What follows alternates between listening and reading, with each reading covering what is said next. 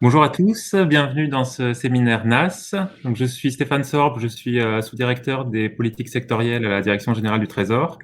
Et donc, c'est moi qui vais avoir le plaisir d'animer ce séminaire NAS avec les deux intervenants que nous avons la chance d'avoir aujourd'hui, donc Anne Waxman et Thomas Philippon, que je vais vous présenter dans un instant. Donc, comme vous savez peut-être, le séminaire NAS, qui est co-organisé par la Direction générale du Trésor et l'Autorité de la concurrence, vise à présenter, à confronter les points de vue d'un économiste et d'un juriste sur un sujet d'intérêt commun ayant trait à des questions de concurrence.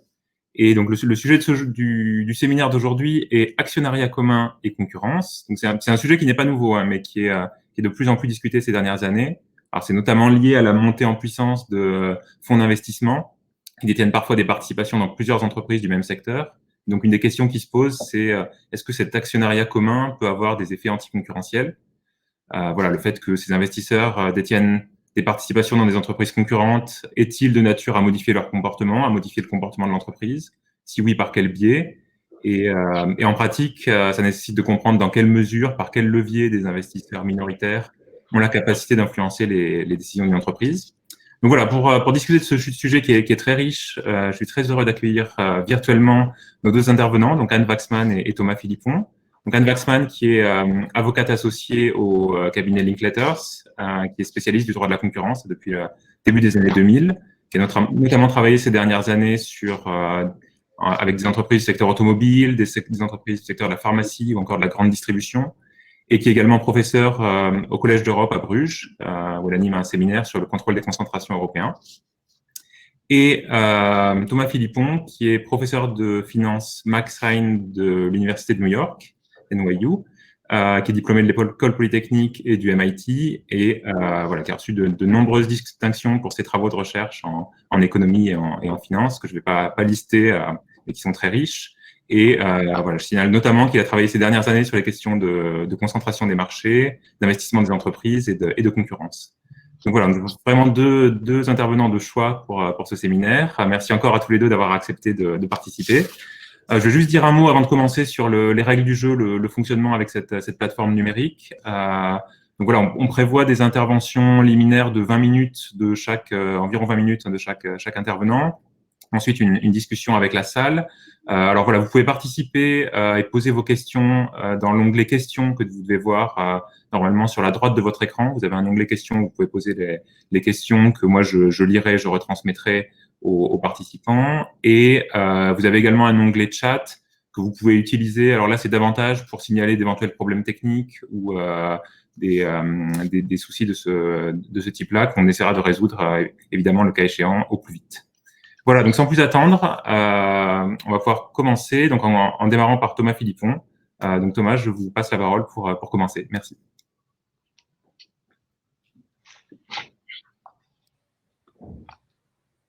Merci. C'est bon, vous voyez bien la présentation? OK. Merci beaucoup. Merci à tous d'être là. Donc, moi, je vais vous donner un peu un survol de la littérature académique sur l'actionnariat commun et son impact potentiel sur la concurrence. La plupart des recherches ont été faites sur données américaines. Je pense que pour plusieurs raisons. La première, c'est qu'il y a plus de données. La deuxième, c'est que la hausse de la taille des investisseurs institutionnels est plus frappante aux États-Unis. Donc là, je vous montre la répartition de l'actionnariat. La courbe verte, All Institutions, ça veut dire c'est tout l'actionnariat institutionnel. Et donc le complément qui n'est pas marqué, évidemment, tout ça va sélectionner à 100%.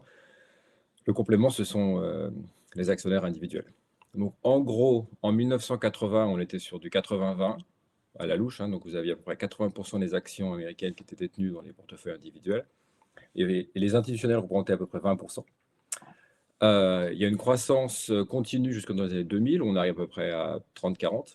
Et ensuite, une croissance très forte pendant le début des années 2000. Où maintenant, donc on passe au-dessus de la moitié. Donc, vous avez à peu près 60% des actions qui sont détenues par des institutionnels. Eux-mêmes, on peut les séparer en plusieurs groupes en fonction de leur stratégie d'investissement. Donc, vous avez Quasi-indexeurs, donc ça, c'est juste parce que il y a ceux qui sont strictement des fonds indiciels et ceux qui sont pratiquement comme des fonds, qui ne sont pas exactement, mais très proches de fonds indiciels, donc on les met ensemble. Et vous voyez que c'est la catégorie principale. C'est évidemment celle qui inclut les gros, genre State Street, Vanguard ou BlackRock.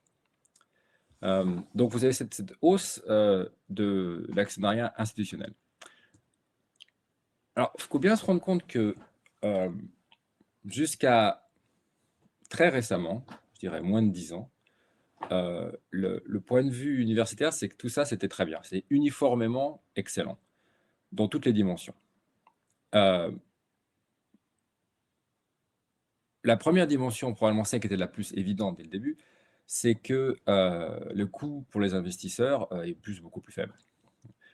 Et donc, il y a une littérature énorme en finance qui montre que les gens ont beaucoup trop tendance à payer pour des services qui ne servent à rien, en gros en engageant des gestionnaires d'actifs qui n'ajoutent aucune valeur ajoutée.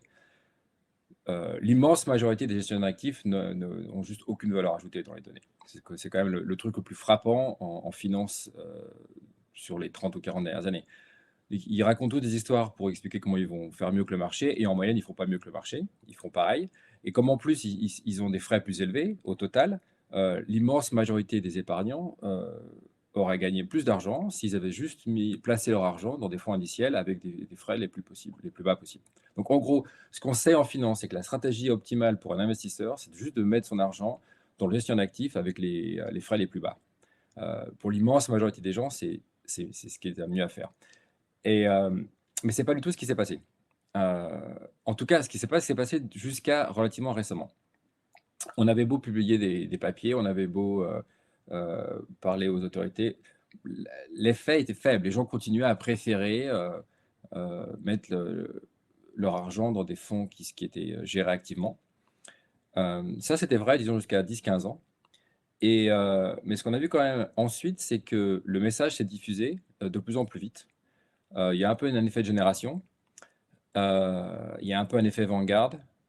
Si vous mettez les deux ensemble, aujourd'hui, la majorité des investisseurs sont à peu près convaincus qu'effectivement, le mieux, c'est de chercher des frais les plus faibles. Donc ça, c'est du point de vue des investisseurs, c'était vraiment pour la communauté académique qui s'intéresse à la finance, c'était vraiment le point le plus important. Donc ça, c'est l'aspect positif des investisseurs institutionnels, surtout des fonds indiciels, où le coût de... Enfin, c'est quand même, il faut se rendre compte qu'aujourd'hui, acheter un indice genre le S&P 500, ça coûte 6 ou 7 points de base, quoi, avec Vanguard. Donc 0,06%. Alors que traditionnellement, dans les années 70, c'était 1 ou 2%.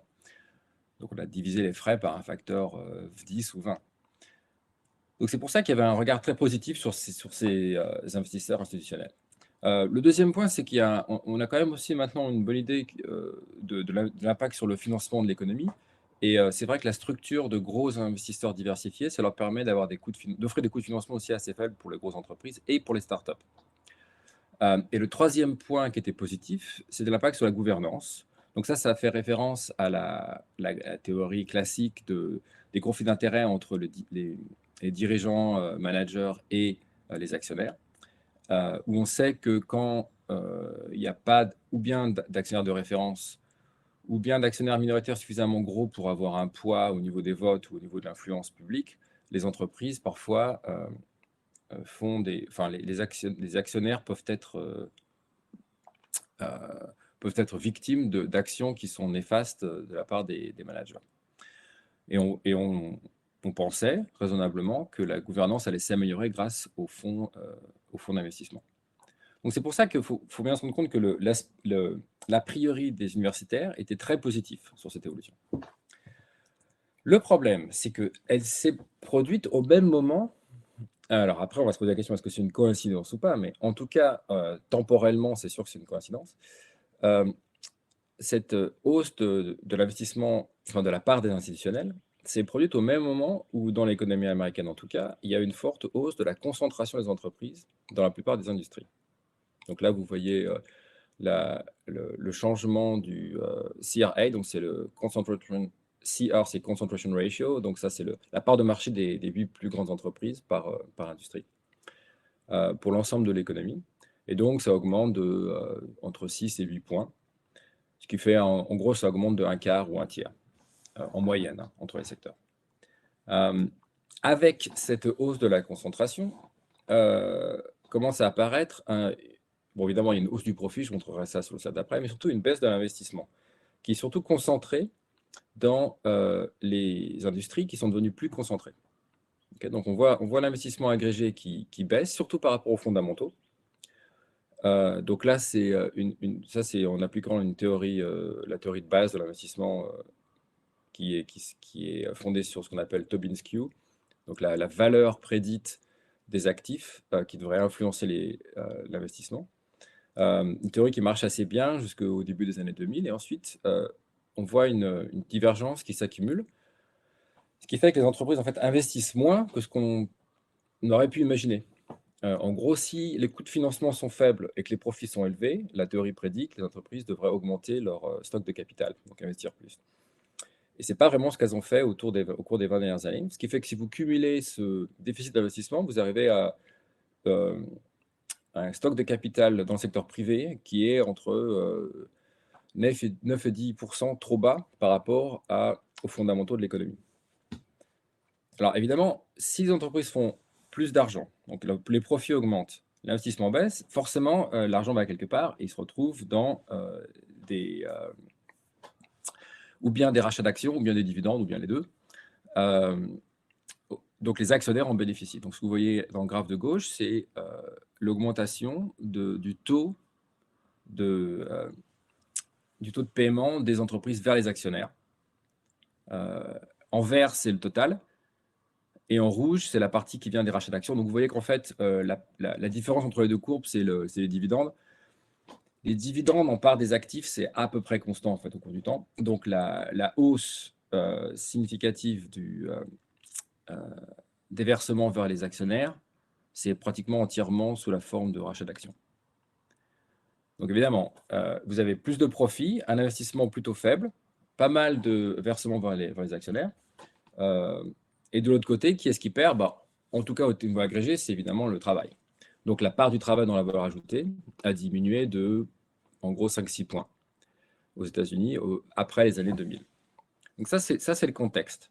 La question qu'on se pose à ce moment-là, c'est est-ce qu'il peut y avoir un lien? Est-ce que c'est possible d'imaginer que la hausse de l'actionnariat institutionnel a contribué, d'une manière ou d'une autre, à ces évolutions?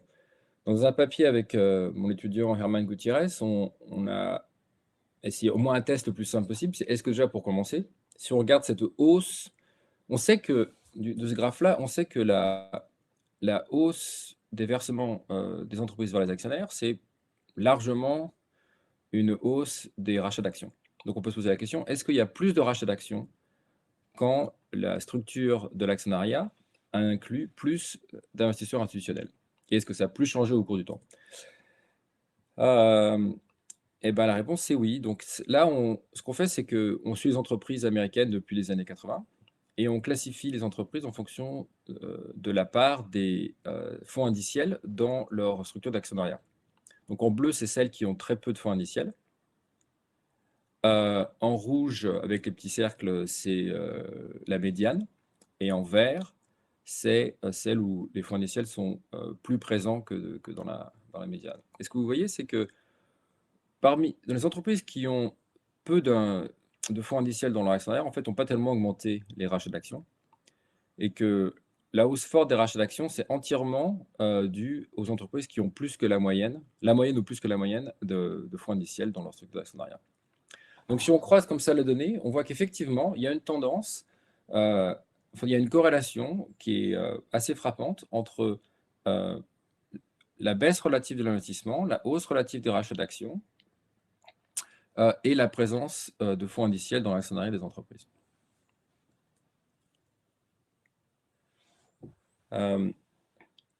Donc, du coup, on essaie de se relier maintenant à des évidences plus micro sur l'interaction entre l'actionnariat indiciel, l'actionnariat commun et le comportement des entreprises. Et donc là, je pense qu'une lecture honnête de la littérature, c'est que il n'y a rien de très conclusif.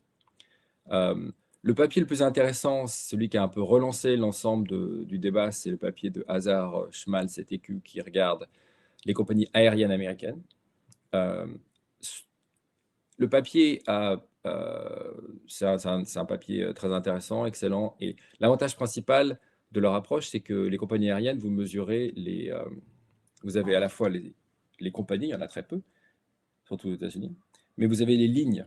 Donc, vous pouvez comparer, vous pouvez faire une étude ligne par ligne, liaison par liaison, ce qui vous permet d'avoir beaucoup plus de détails dans les données et de tester plus efficacement la théorie. Donc, eux, ils trouvent qu'effectivement, quand il y a de l'actionnariat commun, les entreprises qui sont en concurrence sur une ligne précise, donc par exemple, je ne sais pas, New York, Chicago, vont plus augmenter leur prix.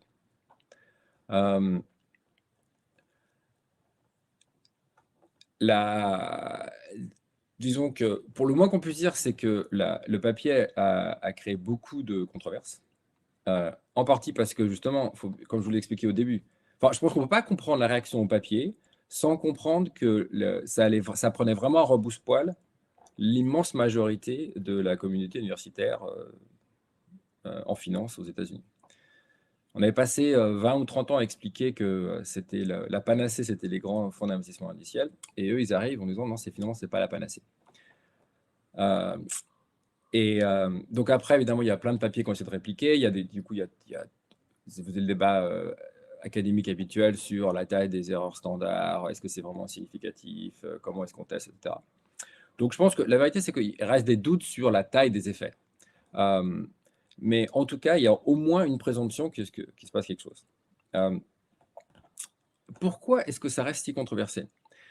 Donc là, si on se réfère à une autre part de la littérature qui est aussi très, très importante, c'est la notion... la structure d'actionnariat, c'est juste une partie de la structure du capital. Donc en général, on a 50 ans de théorie sur l'impact de la structure de capital sur le comportement des entreprises. C'est-à-dire les prêts, est-ce qu'il y a une différence entre les prêts et les obligations? Qu'est-ce qui se passe s'il y a plus ou moins de dettes? Quel est le taux de levier optimal? Et puis parmi les actionnaires, qui sont les actionnaires? On sait très bien que la structure de capital influe le comportement des entreprises. En fait, si on regarde la partie de la littérature où c'est le mieux établi, c'est surtout sur les ratios d'endettement. On sait que avoir un ratio d'endettement beaucoup plus agressif, ça change le comportement des entreprises sur les marchés, ça change leur stratégie de prix, ça change la manière dont elles sont en concurrence les unes avec les autres. Et ça, c'est pas tellement controversé. Par contre, quand on transpose ce débat du côté des actionnaires, tout d'un coup, la controverse devient assez vive. Pourquoi?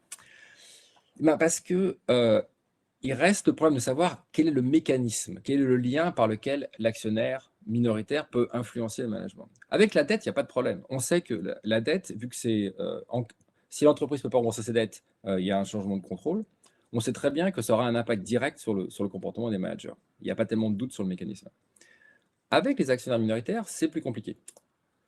Et donc, en fait, une partie de la controverse, la raison pour laquelle le débat n'est pas du tout fini aux États-Unis, c'est parce que on est encore en train de chercher quels sont les leviers d'influence qui sont plausibles.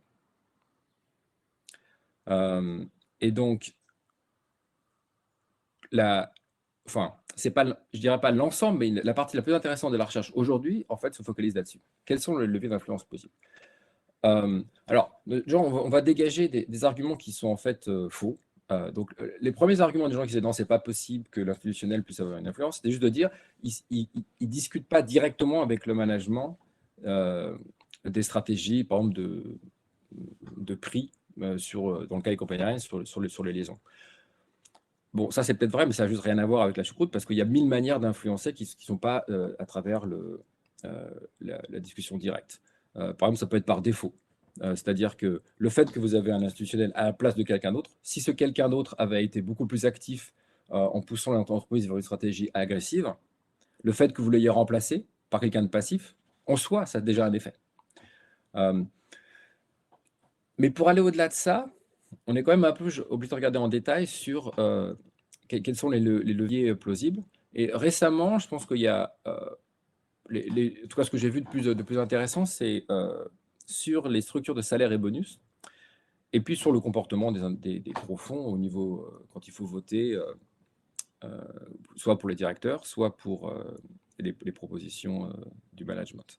Sur les salaires et bonus, il semble qu'effectivement, quand les entreprises ont beaucoup de fonds indiciels, on voit moins de bonus liés à la performance relative de l'entreprise par rapport à ses concurrentes.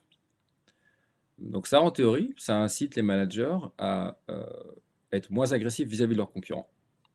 Toujours maximiser les profits de l'entreprise, mais à être moins agressifs vis-à-vis des concurrents. Au niveau des votes, il n'y a pas d'évidence directe, mais donc l'idée selon laquelle les gros fonds indiciels, parce qu'ils sont minoritaires, restent passifs vis-à-vis de la gouvernance d'entreprise, ça on sait que ce n'est pas vrai. Ils peuvent voter. Au départ, il y a toute une littérature qui regardait qu'est-ce qui se passe s'ils votent avec leurs pieds, c'est-à-dire le fait qu'ils puissent partir. Rien que ça a un impact assez important sur le comportement des entreprises. Mais ensuite, même dans les proxys, on voit bien qu'ils ont une stratégie de vote qui est là pour influencer le comportement de l'entreprise. Mais je pense que la raison pour laquelle la controverse est encore aussi vive, c'est parce que le levier d'influence n'est pas évident et le débat se centre là-dessus. Donc, quid de l'Europe ? En Europe, il se passe un peu ce qui s'est passé aux États-Unis avec quelques années de retard. Donc là, c'est la part. Là, ça, c'est pour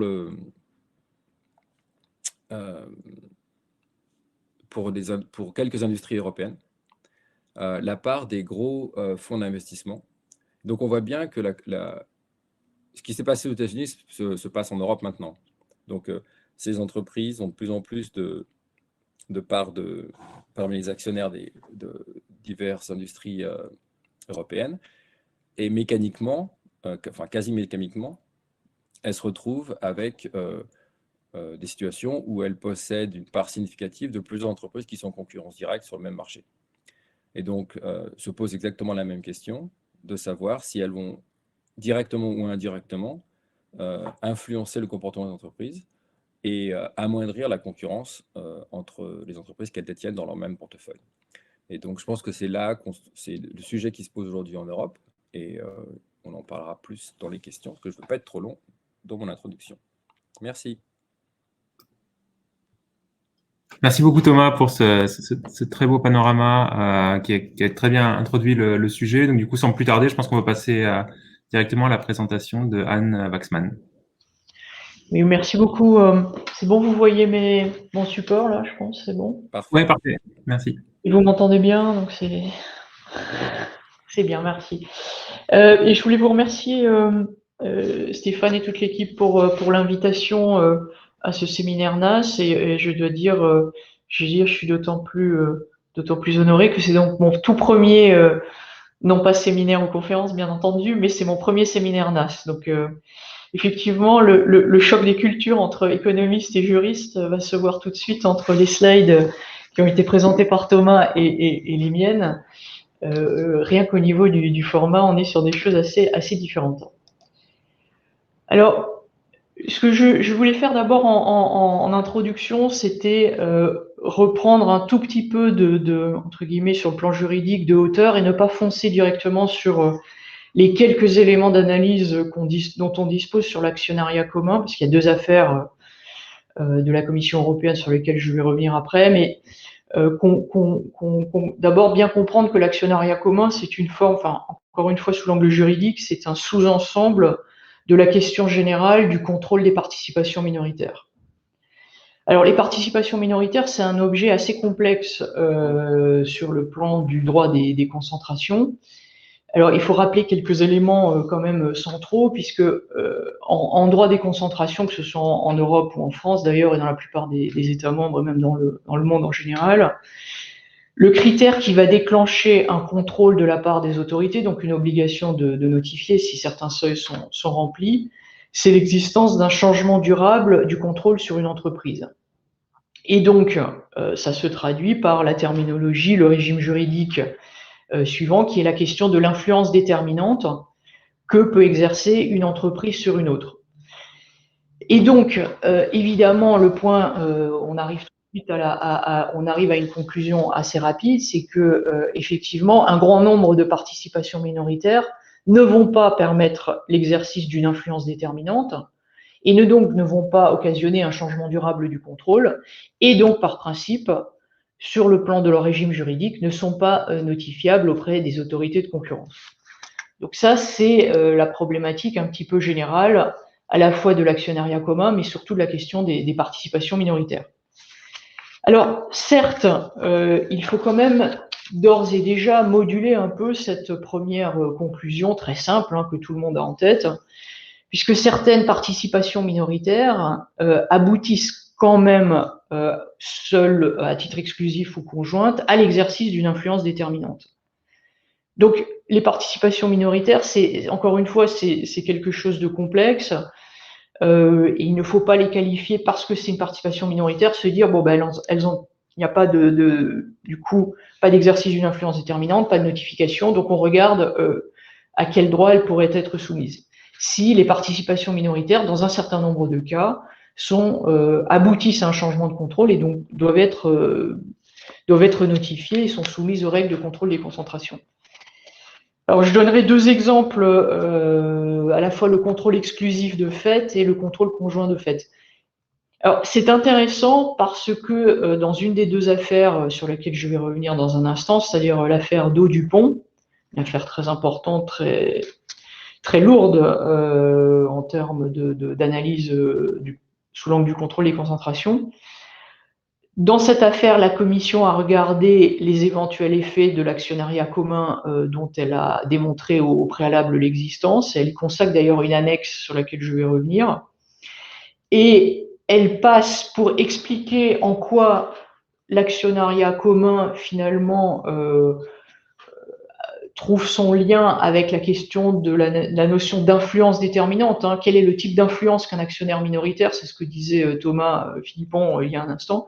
Quels sont les leviers? Alors, c'est le terme économique, je crois que c'est le levier d'influence. Donc, nous, on est plus sur l'influence déterminante. Et donc, la Commission, dans l'analyse qu'elle fait de l'actionnariat commun dans l'affaire Daux-Dupont, dans l'agrochimie, dit que le fait d'avoir une fragmentation des actionnaires n'empêche pas qu'il y ait justement une certaine influence, et en particulier que des actionnaires minoritaires peuvent avoir plus de contrôle que le niveau d'actionnariat, que ce soit au niveau du capital ou des droits de vote, ne le reflète. Alors, je prendrai rapidement un exemple pour qu'on comprenne bien la nature du contrôle, la nature de l'analyse qui est faite. Encore une fois, la Commission, donc dans Daux-Dupont, dans son annexe 5, cite toute une série d'affaires qui portent sur cette question du contrôle exclusif de fait. Alors, qu'est-ce que c'est le contrôle exclusif de fait? C'est une prise de participation minoritaire qui, lorsqu'elle est confrontée à la position des autres actionnaires, et notamment du taux de présence de ces actionnaires en assemblée générale, aboutit en fait à la conclusion que la prise de participation minoritaire, c'est un espèce de calcul rétroactif, permet de dire que cet actionnaire minoritaire, s'il avait été présent aux assemblées générales dans le passé, grâce au niveau de l'actionnariat qu'il acquiert, en fait, aurait exercé un contrôle, puisqu'il aurait eu des droits de vote beaucoup plus importants que ne laisse penser le niveau qu'il acquiert dans le cadre de l'opération. Donc là, j'ai pris un exemple parmi d'autres. Bon, c'est des affaires quand même relativement rares, mais il y a quelques exemples. C'est une affaire pas trop ancienne, dans le zinc, donc Trafigura qui prenait un niveau de droit de vote entre 20 et 30%, c'est confidentiel, on ne sait pas exactement quel est le niveau dans Nirstar. Donc tous les deux actifs dans le secteur du zinc, et on voit dans le tableau qui est présenté que le taux de présence aux assemblées générales dans les années avant l'acquisition, donc avant 2015, était relativement faible. Et donc, le calcul qui est fait par la Commission européenne et qui aboutit à conclure que la participation minoritaire, en fait, n'est pas une participation minoritaire au sens non contrôlante, et bien une participation minoritaire contrôlante, c'est ce système de calcul par rapport au poids réel du nouvel actionnaire par rapport à la structure du capital et des droits de vote de la cible. Donc ça, c'est il y en aurait beaucoup, hein, j'ai pris que 2 grands exemples. Donc contrôle exclusif de fait. Autre grand exemple bien connu, hein, également, où des participations minoritaires peuvent aboutir à un contrôle, c'est le contrôle conjoint de fait. Je n'ai pas fait une slide sur le contrôle conjoint de droit parce que je considère que ça c'est quand même bien connu. Il y aurait beaucoup de choses à dire intéressantes, mais je prends plutôt un exemple plus extrême qui est le contrôle conjoint de fait. Alors c'est des cas exceptionnels où, alors là, on se rapproche vraiment de l'analyse possible de l'actionnariat commun, puisque là, la commission dit s'il y a une commune, donc là, il n'y a pas de droits qui vont lier les actionnaires minoritaires, mais il peut y avoir des communautés d'intérêts qui sont telles que ces actionnaires vont finalement être amenés à voter de la même manière, voire se mettre d'accord sur les décisions stratégiques de l'entreprise. Alors le standard de preuve, on le sait, est très élevé, et il y a peu d'affaires, hein, il y a peu d'affaires qui vont sur ce terrain, parce que la commission, en réalité, et ça fait peut-être écho à sa prudence d'ailleurs dans l'analyse de l'actionnariat commun, mais déjà pour le contrôle conjoint de fait, donc là on est sur le régime juridique hein, d'une prise de participation, on n'est pas sur l'analyse au fond, mais j'y viendrai. D'ores et déjà sur cet aspect-là, la commission est très prudente et généralement elle refuse de reconnaître l'existence d'un contrôle conjoint de fait. Il y a 3 grandes catégories. De 3 grandes catégories qui sont d'ailleurs décrites dans la communication juridictionnelle de la commission. Donc, soit des actionnaires minoritaires ont une majorité des droits de vote et on peut supposer qu'ils vont voter ensemble, systématiquement ensemble, sur la base de circonstances de fait. Ça va être leur intérêt de le faire, même s'il n'y a aucune obligation juridique. Soit l'entreprise commune va dépendre économiquement et financièrement de l'actionnaire minoritaire, alors que là, c'est des cas un peu différents. L'actionnaire majoritaire va être un simple investisseur. Ou alors, il y a une interdépendance. Là aussi, hein, actionnariat commun, interdépendance entre les actionnaires pour la réalisation d'objectifs stratégiques de l'entreprise commune. Alors, après cette introduction qui me paraît quand même nécessaire, hein, encore une fois, je ne pense pas qu'on puisse vraiment faire le focus directement sur l'actionnariat commun et l'analyse juridique. Je vais traiter en tout cas directement trois thèmes et le 4e, on pourra peut-être ouvrir la discussion. Le premier thème, là encore, c'est une question à la fois entre le régime juridique et l'analyse au fond. Les participations minoritaires dans l'analyse au fond du contrôle des concentrations. Alors là, c'est les participations minoritaires non contrôlantes, hein, contrairement à celles dont je viens de parler il y a quelques instants. Ensuite, il faut parler de procédure. Hein. Je pense que où est-ce qu'on en est avec les participations minoritaires? Quelles sont les initiatives qui avaient été menées au niveau de la Commission européenne? Est-ce qu'à l'heure actuelle, il y a des initiatives qui sont en cours ou pas? Et qu'est-ce qui se passe un petit peu dans les États membres? Donc, je vais revenir un peu là-dessus. Et ensuite, je vais évoquer les 2 affaires donc, où la Commission a traité de l'actionnariat commun, c'est-à-dire 2 affaires assez rapprochées dans le temps, c'est assez troublant d'ailleurs, et 2 affaires qui concernaient le même secteur, qui est celui de domaine chimique, l'agrochimie, donc Dow DuPont et Bayer Monsanto. Alors, si on avance un petit peu dans notre réflexion, un point qui m'a toujours paru intéressant, c'est que quand on regarde les participations minoritaires, donc cette fois-ci non contrôlantes, hein, comme je le disais, est-ce qu'elles échappent totalement à tout type de contrôle de la part de la Commission dans le cadre du contrôle des concentrations? Alors la réponse est non, elles n'échappent pas à tout type de contrôle, mais elles vont faire l'objet d'un contrôle non pas par elles-mêmes, mais je dirais de manière indirecte ou accidentelle par rapport à une opération principale qui va être soumise à la Commission européenne. Alors j'ai pris deux exemples. Le premier, c'est une affaire déjà assez ancienne, c'est l'acquisition de Westinghouse par Toshiba. Donc ça, c'est l'opération principale, hein, vous voyez sur le schéma. Et donc cette opération-là, elle était notifiable et la Commission l'examinait dans le cadre d'une notification. Tout à fait classique. Et à l'occasion de l'examen de cette opération principale, la Commission relève que Toshiba avait une participation minoritaire dans une filiale de General Electric, une filiale qui s'appelait GNF, et donc participation minoritaire non contrôlante. Or, il s'avère que GNF était le concurrent direct de la cible de l'opération, donc Westinghouse. Et donc, dès cette époque, en 2006, La commission constate, et on le voit dans le paragraphe 92 de cette affaire, c'est intéressant, je ne vais pas le lire mais je le résume, donc elle dit « Moi je vois un effet anticoncurrentiel parce que Toshiba, à travers ses différents droits, pourrait bloquer, on va dire, l'expansion du business de GNF et pourrait aussi avoir accès à des informations confidentielles qui pourraient être, le cas échéant, partagées ou fuitées chez Westinghouse. Donc ça, c'est un problème. Et donc là, la commission, je dirais à l'époque, encore relativement modérée dans ses demandes. Donc il y a eu un engagement de nature comportementale qui a été pris. Donc la commission n'a pas demandé le désinvestissement, elle n'a pas demandé que le lien entre Toshiba et GNF soit coupé. Elle a simplement demandé, elle a demandé à Toshiba donc de renoncer à participer aux organes de direction, à renoncer à ses droits de veto en tant que minoritaire et à tout droit d'information en lien avec sa participation donc dans GNF. Donc ça, c'est le premier exemple. Deuxième exemple, là, c'est un petit peu plus brutal, c'est une affaire beaucoup plus récente.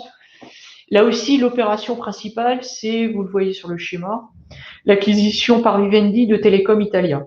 Donc là, Vivendi prend le contrôle, il n'y avait aucun. Donc ça, c'est l'opération qui est notifiable, il y avait bien un changement de contrôle sur la cible. Vivendi détient une participation minoritaire qui est non contrôlante, dans Mediaset, d'ailleurs, c'est une relation qui a été beaucoup évoquée dans les médias. Et il se trouve que dans le cadre de l'acquisition donc de Telecom Italia avait une filiale qui s'appelle Persidera, qui était le concurrent direct, alors sur un marché assez technique des télécoms, était le concurrent direct de Mediaset. Donc là, la commission tire le même type de conclusion, après un raisonnement plus long évidemment que la citation que je fais là dans les slides. Et donc, la commission a demandé cette fois-ci que le lien en fait entre les sociétés soit coupé. Et ce que je trouve intéressant dans cette affaire, c'est que, alors évidemment, la participation minoritaire de Vivendi dans Mediaset avait une valeur beaucoup plus importante probablement que la filiale de Telecom Italia. Et donc, vous voyez, à travers le contrôle d'une participation minoritaire, on aboutit à un engagement, alors cette fois-ci structurel, c'est un désinvestissement, et on aboutit au désinvestissement d'une société qui était contrôlée par la cible. Donc, il y a des schémas assez différents pour que les parties trouvent des solutions afin d'obtenir l'autorisation de leur opération par rapport aux dangers que la Commission avait mis en avant. Alors finalement, ces deux exemples montrent bien que par rapport aux prises de participation minoritaires, c'est quand même une situation assez paradoxale, puisque normalement la Commission elle n'est pas compétente ex-ante dans le cadre du contrôle des concentrations pour les contrôler, puisque ces liens que j'ai montrés dans les deux affaires précédentes, s'il n'y avait pas eu l'opération principale, la Commission n'aurait pas pu les contrôler de façon aussi directe. Or, quand elle est compétente, encore une fois, un peu par la bande, de façon indirecte, non seulement elle prend en compte ses participations minoritaires, ça fait partie de son analyse au fond, des effets de l'opération, et elle exige des cessions. Donc, encore une fois, la participation minoritaire non contrôlante, là aussi, la Commission, elle trouve certains moyens pour exercer son contrôle dans le cadre du contrôle des concentrations. Alors, j'en dirai un mot, mais on pourra peut-être y revenir dans la discussion. La situation où des participations minoritaires non contrôlantes, alors elles sont parfois très près de la notion d'influence déterminante, mais dans certains pays, ça n'est pas gravé dans le marbre. C'est quelque chose qui est gravé dans le marbre quand vous êtes dans le contrôle des concentrations en Europe et dans d'autres pays. Par exemple, c'est aussi le cas de la France, mais on sait que l'Allemagne et l'Autriche ont des régimes de notification obligatoire différents, et notamment des participations minoritaires non contrôlantes.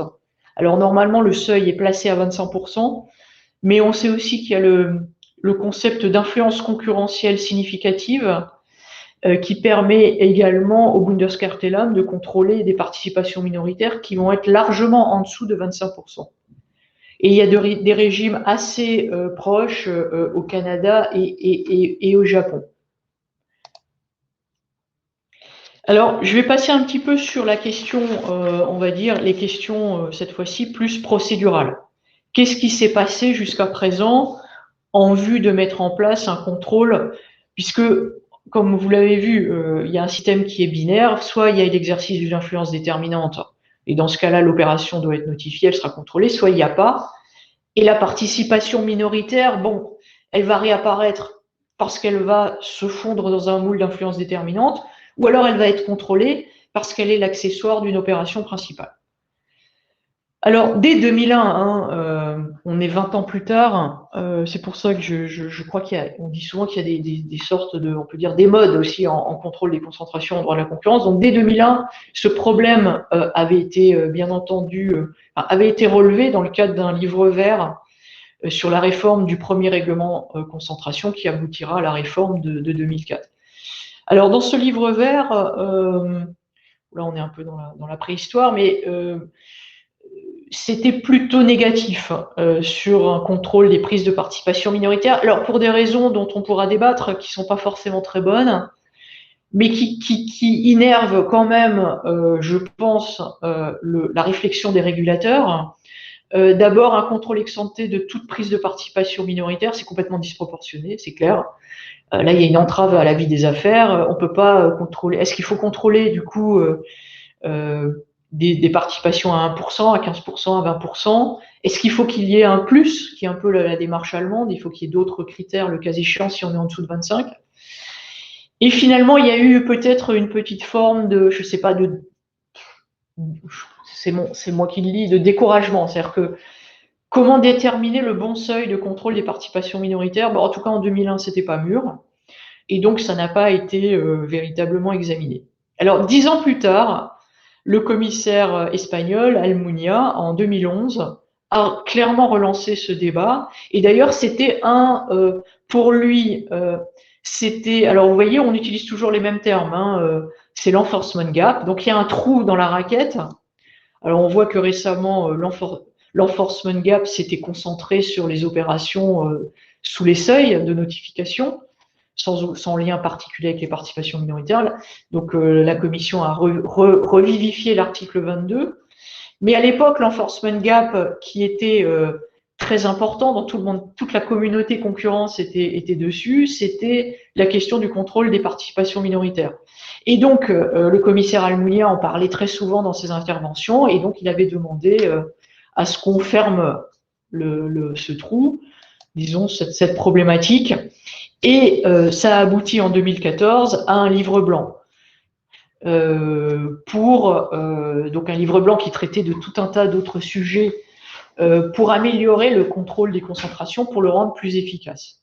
C'est quand même encore il y a 7 ans. Alors, dans ce livre blanc, il y avait des propositions qui avaient été faites pour essayer de mettre en place un système. Alors, encore une fois, sans faire de l'histoire du droit, hein, parce que 2014, c'était il y a 7 ans, mais je crois que c'est intéressant. Donc là, il y avait une des propositions, c'était de mettre en place un système d'information, mais obligatoire. Alors, on ne parlait pas de notification, on était un petit peu pudique. Un système d'information obligatoire. Alors, il fallait qu'il y ait un lien vertical et horizontal entre l'acquéreur et la cible, hein, la participation minoritaire. Et on avait mis des seuils, soit une prise de participation de 20% ou plus, soit ou entre 5 et 20%, mais on va dire un peu à l'allemande, avec quelques droits pour le minoritaire supplémentaires. Bien sûr, sans jamais tomber à l'influence déterminante, parce que sinon, on est dans le contrôle des concentrations classique avec la notion de changement de contrôle, etc. Et ensuite, une fois cette information faite, la commission pouvait se saisir ou non du dossier.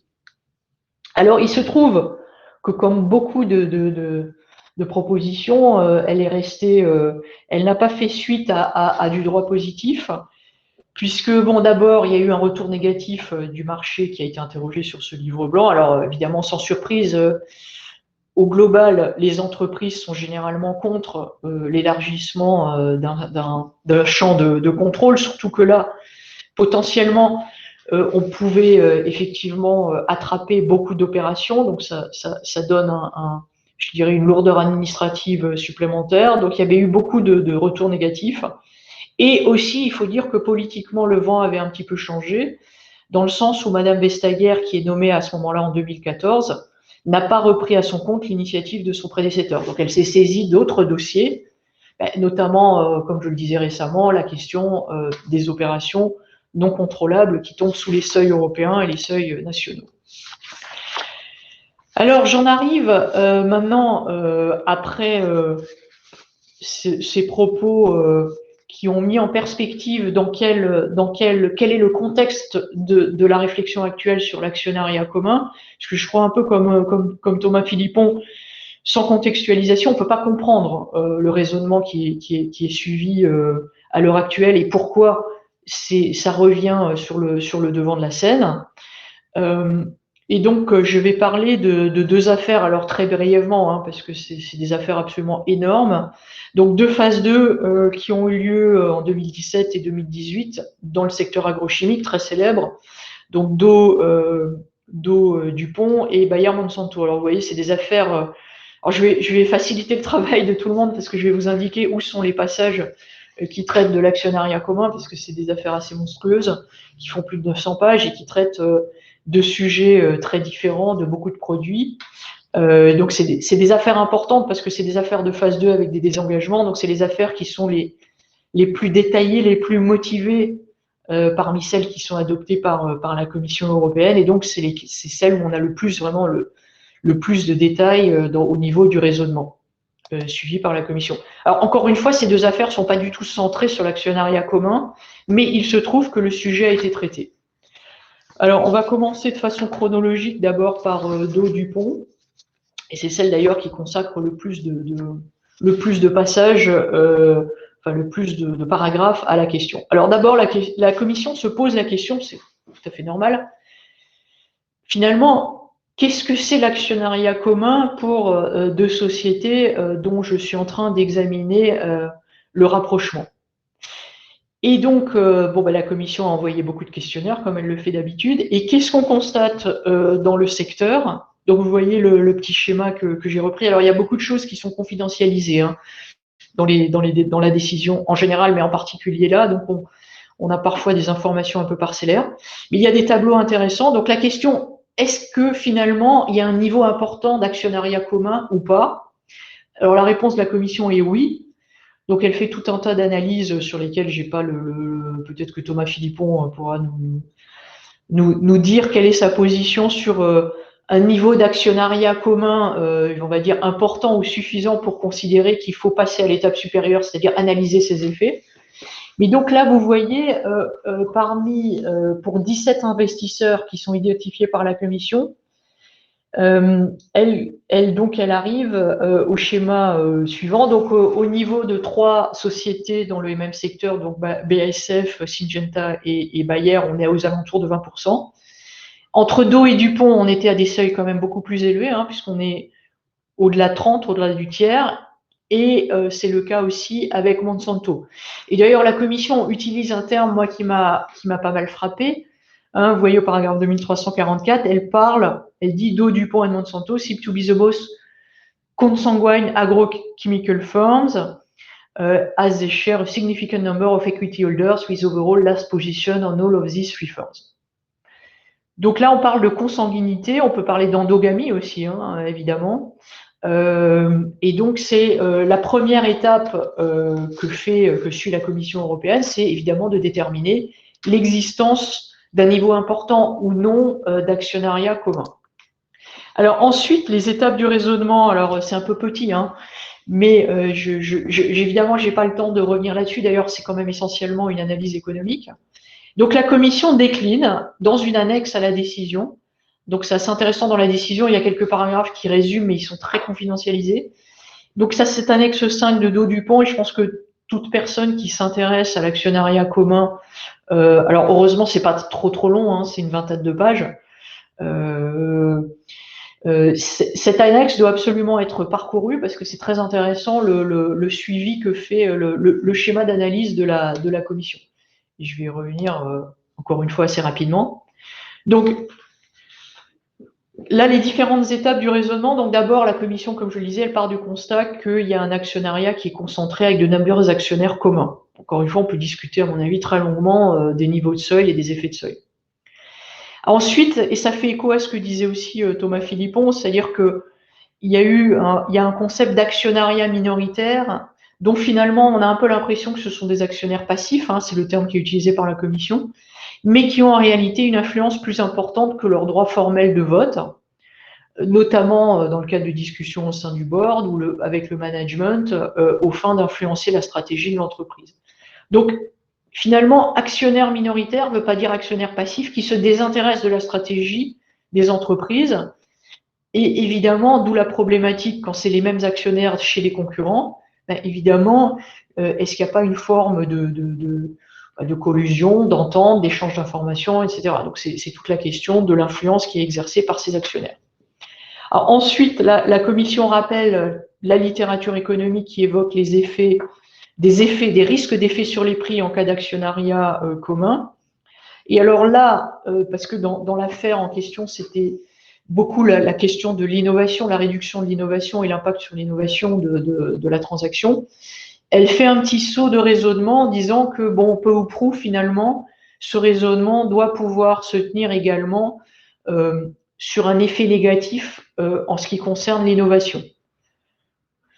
Donc ça, c'est tout à fait spécifique au secteur et à l'affaire qui était examinée. Et ensuite, encore plus, on va dire, plus technique, vu d'un œil juridique, la commission conclut également que le HHI, donc l'indice qui mesure le taux de concentration, en réalité n'est pas pertinent en l'espèce et qu'on devrait partir sur une version modifiée du HHI pour arriver à quelque chose de plus crédible. Parce qu'effectivement, l'actionnariat commun, il faut le capturer peut-être différemment dans le cadre de la concentration du marché, et la commission a considéré que le HHI classique ne fonctionnait pas assez bien. Donc les grandes conclusions, c'est que les parts de marché, finalement, vont sous-estimer le niveau de concentration et la structure du marché, donc le pouvoir de marché des parties, et que l'actionnariat commun doit certainement être pris comme un élément de contexte dans l'appréciation du risque d'entrave significative à la concurrence.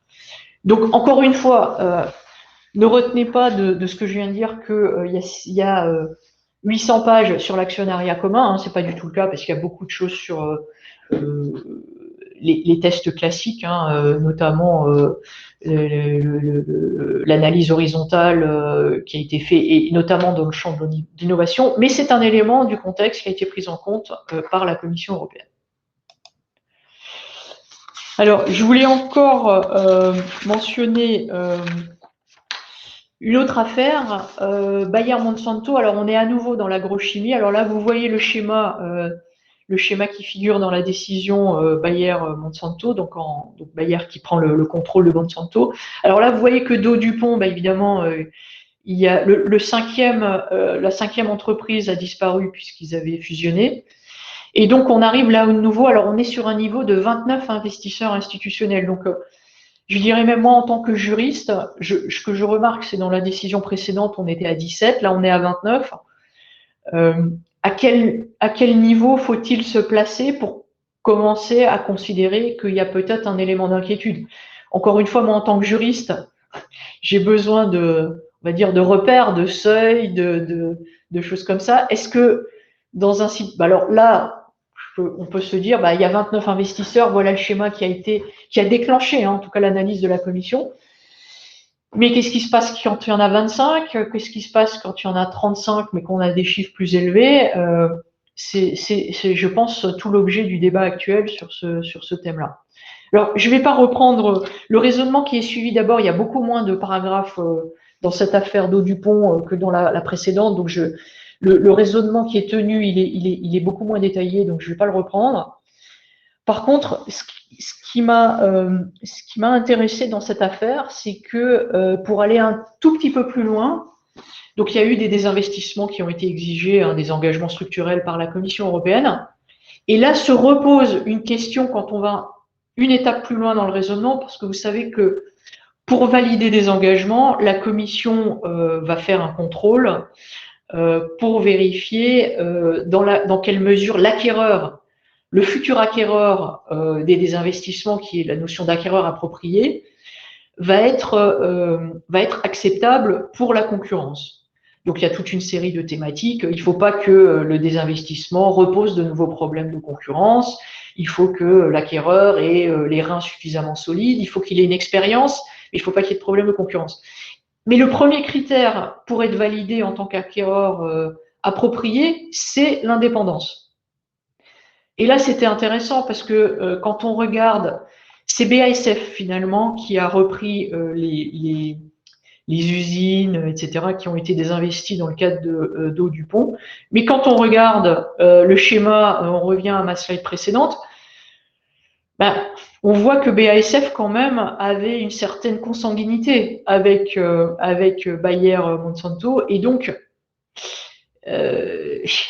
je sais pas, sur la notion d'indépendance, c'était quand même quelque chose d'assez intéressant. Et là, la commission est assez vague, hein, elle dit pas grand-chose, elle dit, oh, bah, prima facie, bon voilà, je considère que BASF est indépendant. Et d'ailleurs, elle glisse à ce niveau-là, à ce moment-là, dans son raisonnement, elle dit, au paragraphe 3304, alors elle le dit pour vérifier l'indépendance de BASF, c'est un peu marginal comme remarque, mais elle dit bon ben il y a un débat et tout ça n'est pas encore tout à fait clarifié. Donc ça c'est la position de la commission. Alors vraiment brièvement sur ce point-là, et j'en aurai fini. L'actualité, disons, juridique, comme je le disais, hein, c'est toujours important quand les commissaires s'expriment, en tout cas en Europe, s'expriment sur ces sujets. Donc la commissaire s'est exprimée là-dessus. Alors on le voit, hein, c'est concomitant aux affaires dont je viens de parler, hein, dans l'agrochimie, on est en 2018. Donc on a ces deux affaires qui venaient d'être examinées. Et dans deux discours et également dans le JCR, la commissaire, donc Madame Vestager, a dit qu'il fallait qu'on regarde, ça pouvait être un problème et il fallait faire probablement quelque chose parce que c'était au détriment du consommateur. Et donc je citerai deux études qui sont toutes récentes, hein, de 2020, donc qui ont fait suite à ces déclarations et à ces analyses sur le plan des décisions. Donc le Parlement européen s'est saisi du problème et a commandé une étude. Et la DG Comp elle-même a commandé aussi une étude qui a été rendue à la fin de l'année dernière. Donc vraiment des choses toutes récentes. Donc c'est un rapport assez gros, mais en un mot, et j'arrêterai là. En un mot, c'est que en fait, il est considéré que le débat sur le common ownership, bah, c'est un petit peu prématuré d'arriver à des conclusions. Et c'est un peu la même chose sur le travail qui a été remis à la DG Comp, c'est-à-dire que finalement, il y a probablement un pouvoir de marché qui se dégage quand il y a un actionnariat commun du fait de ces participations communes, participations minoritaires, mais que le phénomène, finalement, il est extrêmement complexe à appréhender. Et que le niveau de preuve pour arriver à prouver une atteinte à la concurrence n'est pas forcément, le standard de preuve n'est pas forcément évident à déterminer à l'heure actuelle. Alors voilà, je vais arrêter là. Stéphane, je vous laisse bien sûr la parole pour lancer le débat, mais c'est vrai que j'ai posé peut-être quelques questions à Thomas Philippon pendant mon intervention, et je serai, je pense, comme toute l'Assemblée, des juristes très intéressés d'entendre son point de vue à cet égard. Oui, effectivement, merci beaucoup Anne et merci beaucoup encore une fois à tous les deux parce que c'était vraiment très intéressant, c'était très complémentaire, c'était très pédagogique. Voilà, ça a ouvert plein de questions et je suis sûr. Donc voilà, là c'est le moment dans le public. Si vous voulez commencer à poser vos questions, vous avez l'onglet normalement à droite de votre écran. Je vois qu'il y a déjà une première question qui a été posée. Effectivement, un certain nombre de points d'Anne appelaient probablement des réactions de la part de Thomas. Moi, pour lancer la discussion, peut-être avant de prendre les questions de la salle, je me disais qu'on pouvait peut-être parler un peu plus des remèdes possibles. Alors, voilà, comme vous l'avez dit tous les deux à votre manière, la question est compliquée et voilà, d'une certaine manière, on n'est pas sûr. Enfin, on voit aussi des gains d'efficience à l'actionnariat commun et les éventuels effets anticoncurrentiels ne sont pas ni complètement bien identifiés, ni complètement bien connus, ni bien quantifiés non plus. Mais voilà, je pense que c'est quand même intéressant de discuter un peu des remèdes éventuels, c'est-à-dire quelles sont les réponses possibles si on considère qu'il y a un problème, est-ce que les outils disponibles dans le cadre de la législation existantes sont suffisants. envisager des moyens d'action dans le cadre du droit de la concurrence ou hors du cadre du droit de la concurrence, à penser à la gouvernance d'entreprise, par exemple. Donc voilà, peut-être que Thomas Philippon peut démarrer là-dessus et je repasserai la parole à Anne après pour parler de contrôle ex post. Merci beaucoup. Effectivement, on s'est pas mal coordonné avec Anne, visiblement, parce que c'était assez complémentaire. Je pense que bon, si la grande question c'est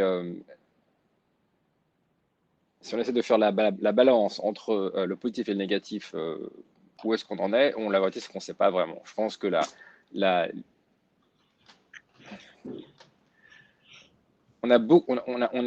disons-le comme ça, je pense que la vertu d'avoir des grands institutionnels qui investissent dans les marchés en actions, elle est avérée, sans aucun doute. Ça se voit dans plein de domaines. Le coût de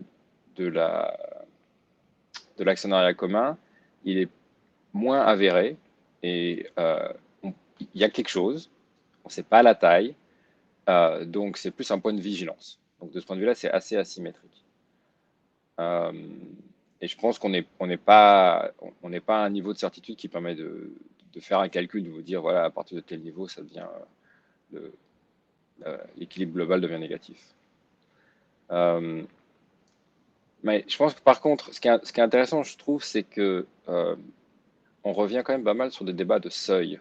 Et ça, c'est un thème qui va largement au-delà d'ailleurs des problèmes de l'actionnariat commun. C'est que tous les problèmes qu'on a aujourd'hui sur redéfinir les seuils, notamment dans l'économie d'Internet, c'est un peu les mêmes sujets. C'est-à-dire, si vous prenez les revenus, vous allez systématiquement manquer toutes les acquisitions de start-up dont, pendant la phase de croissance, les revenus sont zéro ou négatifs. Et vous avez quand même des entreprises comme Facebook qui sont capables de payer des dizaines de milliards pour des entreprises dont les revenus sont tout petits. Donc, du coup, se pose la question, comment est-ce qu'on redéfinit le seuil? Et on sait que si on commence à baisser les seuils de manière uniforme, c'est pas gérable parce que du coup, on va se mettre à regarder des centaines et des centaines d'acquisitions dont l'immense majorité ne pose pas de problème. Donc, du coup, je pense que là cette approche, enfin, le problème des seuils, et notamment le fait que la solution, dont on ne sait pas très bien comment l'articuler, mais c'est évident que la solution, c'est un petit peu ce que a montré avant, c'est un truc un petit peu comme en Allemagne, il ne faut pas qu'il y ait un seul critère. Alors, dans le cadre des acquisitions de Facebook, etc., on se dirait, bah, peut-être qu'on peut on peut regarder plusieurs points importants, qui est l'acquéreur, et puis aussi quelle est la valeur de l'acquisition. S'ils sont prêts à payer beaucoup pour une entreprise qui est petite, ça veut dire qu'il se passe quelque chose, même si les revenus sont faibles. Donc là, c'est un petit peu pareil pour l'actionnariat minoritaire. Je pense qu'on peut pas, on fera pas de progrès si on reste sur une valeur unique du seuil. Il faut qu'il y ait plusieurs critères. Par contre, je suis d'accord pour dire que au niveau le truc qui est plus compliqué avec l'actionnariat minoritaire, l'actionnariat commun minoritaire, c'est qu'il faut des seuils partout. C'est-à-dire qu'il y a le seuil côté entreprise, est-ce que vraiment elles sont en concurrence? Il y a des seuils côté minoritaire, combien ils sont? Et est-ce que, je suis d'accord que si pour arriver à avoir un taux de recouvrement, un actionnariat commun significatif, il faut qu'on regarde 40 institutionnels. Là, on est un peu, on se dit que c'est quand même difficile d'imaginer qu'un effet qui est déjà indirect puisse arriver par 40 institutionnels qui arrivent à se coordonner. Ça paraît pas plausible. Donc, on a des seuils de deux côtés, quoi. C'est ça la difficulté principale. Mais juste quand même, parce qu'il y avait une question intéressante de Marco là dans le chat sur en Europe, quid du fait qu'en Europe on a plus souvent des entreprises où l'actionnariat est assez concentré en fait, plus que les États-Unis. C'est vrai. Et du coup, potentiellement, ça veut dire que le problème sera moins saillant. Mais je pense que ceci, là, ça ne change pas forcément la manière d'y penser. C'est-à-dire, c'est exactement ce que Anne expliquait avant. Là, conceptuellement, on va se dire, OK, reprenons les 5 dernières années et on simule ce qui serait passé avec le nouvel actionnariat. Est-ce que ça aurait changé les décisions? Ça reste le bon cadre. Alors, s'il se trouve que c'est une entreprise où, avec un actionnariat familial, ils contrôlent de toute façon les décisions? La réponse, c'est pas grand-chose. Donc je pense que la question de Marco, elle est parfaitement pertinente. Ça veut dire que peut-être qu'en Europe, le problème sera moins saillant. Mais je pense pas qu'elle pose de problème conceptuel au sens où l'idée, c'est de se dire, est-ce que ça aurait changé la décision d'entreprise au cours des 5 années précédentes? Ça, je pense que ça reste vrai. Peut-être une réaction. Alors, bon, nous les juristes, on a besoin d'un cadre, hein, d'un cadre d'analyse, d'un cadre pour un régime juridique et d'un cadre d'analyse, bien sûr avec l'aide des économistes. Alors quand les économistes nous disent, on ne sait pas très bien calibrer ça, c'est sûr que pour nous c'est un petit peu effrayant. C'est un petit peu compliqué à appréhender. Je dirais d'autant plus que on l'a vu, les participations minoritaires, c'est assez protéiforme hein, comme problématique. Et encore, il y avait plein d'autres sujets, enfin, il y avait plein d'autres thématiques, le fonctionnement des entreprises communes, etc., etc. Mais c'est vrai que quand on voit dans ces deux affaires la commission qui commence à ratisser au-delà de 30 investisseurs ou 40, on peut se poser la question de savoir si le tamis est correct. Donc ça, c'est un point, je pense que c'est un point un peu délicat. Mais même sur l'analyse au fond, c'est-à-dire à quel moment, imaginons qu'on ait quelque chose avec des pourcentages, effectivement, qu'il faut toujours pondérer de facteurs, parce que si c'est un actionnariat familial très fort face à quelques petits minoritaires, bon, il va rien se passer effectivement. Mais imaginons que dans un deuxième temps, déjà, on voit bien que la contrôlabilité en tant que telle est compliquée à définir, mais sur le fond, est-ce qu'on est aussi finalement encore, est-ce qu'on arrive enfin j'ai l'impression qu'on n'y arrive pas, mais à faire ce bilan entre l'avantage de la présence de ces grands fonds euh, et le désavantage pour la concurrence, qui sont quand même du coup des thématiques assez enfin qui n'ont peut-être pas grand-chose à voir l'une avec l'autre et qui sort, enfin qui va bien au-delà de la question de la régulation concurrentielle en fait. Je pense que, la réponse honnête, c'est que définir des seuils en pourcent précis, je pense qu'on est assez loin de savoir le faire. Par contre, il y a quand même d'autres endroits où moi personnellement, je me sens beaucoup plus confortable. Par exemple, reprenons un exemple concret dont vous avez parlé tout à l'heure, l'indice HHI. Moi, je pense que l'indice modifié qui pondère par l'actionnariat commun, il marche très bien. Il est aussi simple à utiliser. Et ça devrait être systématique. Systématiquement, on doit faire le calcul sur les deux. L'indice HHI de base, qui ne regarde que les parts de marché sur le marché des biens et services, et l'indice HHI modifié, qui calcule le même truc, mais en pondérant les parts de marché au prorata de l'actionnariat commun entre entreprises. Moi, empiriquement, j'avais d'ailleurs testé ce truc-là, parce que dans un de mes papiers, il se trouve qu'on avait les deux. Et c'est vrai qu'en termes de pouvoir de prédiction pour prédire l'augmentation des taux de profit, l'indice modifié marchait mieux. Donc celui-là, je pense que c'est un truc, par exemple, je pense qu'il faudrait l'utiliser systématiquement, et plus on l'utilisera, plus on s'apercevra de ses vertus et de ses limites. Donc ça, c'est un point sur lequel on peut faire des progrès, même si on n'a pas une idée parfaite des seuils. Le deuxième point, c'est quand même sur le paysage global de l'investissement, c'est-à-dire toute chose égale par ailleurs, on serait que si on est dans un monde où il n'y a que 3 gros investisseurs institutionnels, si l'ensemble du monde est dominé par State Street, Vanguard et BlackRock, c'est pas idéal. On sait que si on était dans un monde où il y avait aussi quelques gros fonds d'investissement qui seraient pas forcément américains, ça serait mieux de tout point de vue. Ça, on peut le dire de manière même si on est un peu flou sur les seuils. Et donc, ça veut dire que si on a une approche qui encourage la création et la croissance de fonds d'investissement au niveau européen, de toute façon, c'est une bonne chose.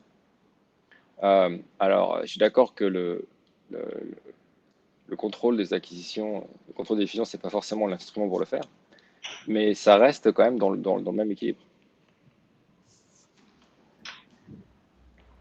Alors, merci beaucoup. Vous avez répondu du coup à la question de Marco Corradi un peu plus tôt, et là, ça se rapprochait pas mal de la question, de l'autre question que je vois dans le chat de Benjamin Adjibelli, voilà, qui demandait si l'actionnariat en commun Ah oui. n'est pas avant tout un problème de concentration dans le secteur de la gestion d'actifs, et qui appellerait une régulation du système financier. Je ne sais pas si vous voulez en dire un peu plus à. Bah oui, non, c'est la difficulté. Je pense que si on regarde il y a plusieurs difficultés. Quand on regarde l'actionnariat commun, la raison pour laquelle c'est difficile empiriquement, la raison pour laquelle on a tant d'incertitudes, c'est que c'est quand même, in fine, c'est un problème qui ne se produit que si un grand nombre d'autres facteurs sont présents.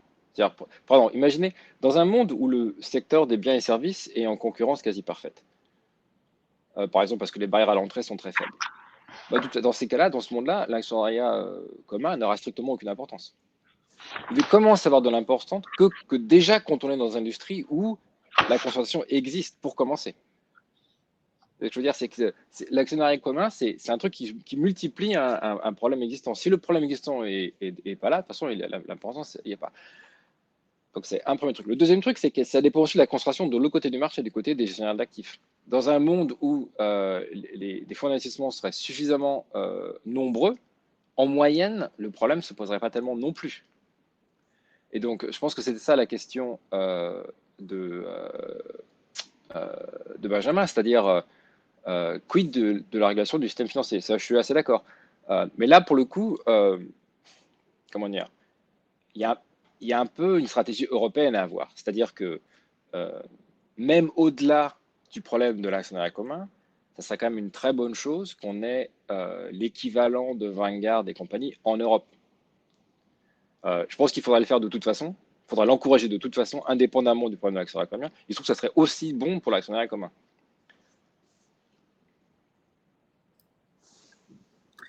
Une question de Mehdi LLM. Qu'en est-il du contrôle ex post des participations minoritaires via les articles 101 et 102 TFUE? La Commission semble avoir abandonné cette possibilité. Peut-être que Anne peut réagir là-dessus. Oui, alors c'était un peu la fin de ma présentation. Effectivement, c'est une question tout à fait pertinente, hein. Mais là, on change complètement de cadre, c'est-à-dire on est sur oui, le contrôle ex post, donc il n'y a pas de mise en place d'un contrôle préalable, obligatoire, avec un régime spécifique de seuil, de notion d'influence déterminante. Donc oui, c'est une possibilité. Sur le plan juridique, c'est clairement une possibilité. Bon, 102, c'est pas très facile à utiliser, hein, parce qu'il faut faut déterminer l'existence d'une position dominante. Alors, on pense à l'affaire Gillette, mais elle est très ancienne. Alors, sur l'article 101, c'est vrai que alors là, on pense aux affaires Philippe Maurice, hein, donc c'est aussi, c'est même plus la préhistoire là, c'est très très ancien, mais ces affaires-là sont quand même intéressantes, hein. D'ailleurs, on les réutilise quand même assez régulièrement, et notamment sur la question des participations minoritaires au-delà de l'actionnariat commun. Mais oui, la Commission a quand même les moyens de lancer quelque chose, de vérifier si une participation minoritaire. Alors, peut-être sur Philippe Maurice, c'était un peu un petit rappel. Donc, il y avait eu, alors c'était une autre époque, hein, c'est une époque qui était complètement différente. Il n'y avait pas de contrôle des concentrations obligatoires. Par contre, il y avait un régime de notification volontaire en ce qui concerne les accords, au sens général, les accords entre concurrents. Et donc, Philippe Maurice, donc en tout cas, cette affaire-là, qui avait pris une participation minoritaire dans Rothmans, c'était à l'origine une notification sous l'angle de l'article 101. Et en réalité, la première notification qui avait été faite, c'était une prise de contrôle conjoint. Et donc la commission avait bloqué en considérant que c'était une entente anticoncurrentielle. Alors là, on se mélange un petit peu entre les anciens et les nouveaux concepts, hein, parce que c'est encore une fois une affaire qui était hors de son contexte. Mais ce qui est intéressant, c'est que une fois que la commission a envoyé une notification de grief à Philippe Maurice, ils ont changé leur accord. Donc c'est un accord qui date des années le premier c'est de 80, ensuite c'est un accord de 84, et donc ils sont devenus minoritaires au sein de Rothmans. Et là la commission a dit ok, c'est bon, je valide. Et donc, il y a eu un recours devant la Cour de justice qui a eu l'occasion donc de se prononcer, pardon. Alors, je vais peut-être remettre juste les slides parce que ça, je vais pouvoir repartir sur ce qu'avait dit là.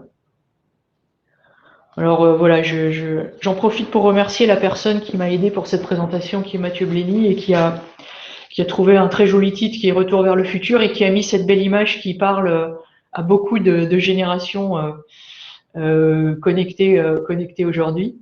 Mais en tout cas, voilà, sur Philip Morris et Rothmans, donc c'est effectivement une affaire intéressante. Et ce qui est intéressant, c'est ce que dit la Cour de justice. Parce que même dans la deuxième mouture, donc où Philip Morris ne garde qu'une participation minoritaire, des concurrents avaient saisi la Cour, et la Cour cerne parfaitement bien le sujet. Hein. Donc elle dit, et elle le dit en 87, hein, donc c'est bien longtemps. Donc elle dit, ça pose vraiment le problème de savoir si et dans quelles conditions la prise d'une participation minoritaire dans le capital de l'entreprise concurrente peut constituer une violation.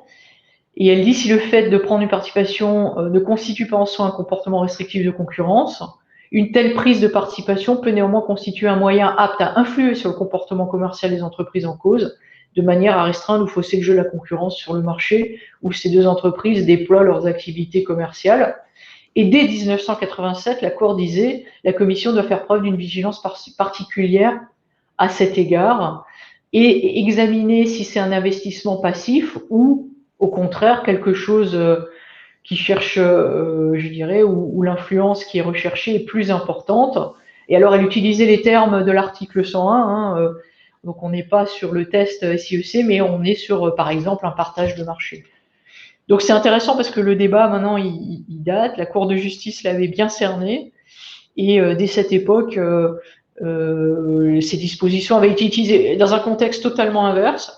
Moi, enfin, pour après avoir remis un peu ça, rafraîchir la mémoire des uns et des autres, parce que on connaît ces affaires, mais on ne se souvient pas toujours des détails. Je pense que la commission pourrait parfaitement ouvrir une enquête sur ce type de prise de participation, et ce serait un signal, je dirais, très fort au marché pour dire. Alors là, on n'est pas dans l'actionnariat commun, hein, on est reparti sur les participations minoritaires, mais on sait bien que c'est on est dans des ensembles ou des sous-ensembles. Est-ce que la commission, à mon avis, ouvrir un cas sur l'actionnariat commun directement sur 101, je pense que ça va durer des années. Alors peut-être sur des participations minoritaires entre concurrents, là, il y aurait forcément une première étape qui pourrait être franchie et qui aurait un effet de signal pour le marché pour dire attention, je contrôle ce genre je peux contrôler ce genre de choses. D'ailleurs, nous, en tant que travail de spécialiste de la concurrence, on dit toujours que sur une participation minoritaire chez un concurrent, je dirais avec nos outils juridiques, on dit attention, si il n'y a pas l'exercice d'une influence déterminante, attention, il y a quand même un jeu de règles qui s'applique. Alors, c'est l'article 101 et 102. Alors, en général, on dit plutôt 101, mais donc, c'est quelque chose qui reste en filigrane et dans l'atmosphère, mais il est vrai, comme il est dit là dans les questions, c'est des affaires qui sont très anciennes. Mais pour rebondir là-dessus une seconde, ce qui me frappe aussi, c'est que c'est encore une fois une thématique qui est très semblable à celle qui se pose dans le contrôle des fusions-acquisitions, des concentrations dans le système, dans le monde de nouvelles technologies Internet. C'est-à-dire, grosso modo, ce qu'on a vu aux États-Unis, c'est que, en Europe aussi d'ailleurs, mais surtout aux États-Unis, c'est que les seuils étaient beaucoup trop bas. Du coup, il y a eu un nombre énorme d'acquisitions qui sont passées sous le radar, sans être du tout étudiées, et que ça a augmenté le pouvoir de marché de manière forte pour Google, Facebook et compagnie.